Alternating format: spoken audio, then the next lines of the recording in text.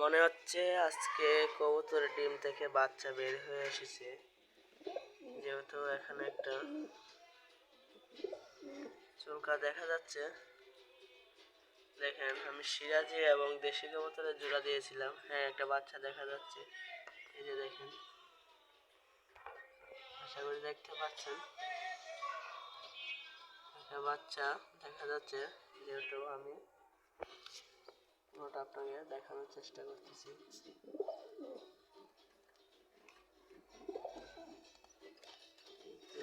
মাটিটাকে বের করে নিলাম, তারপর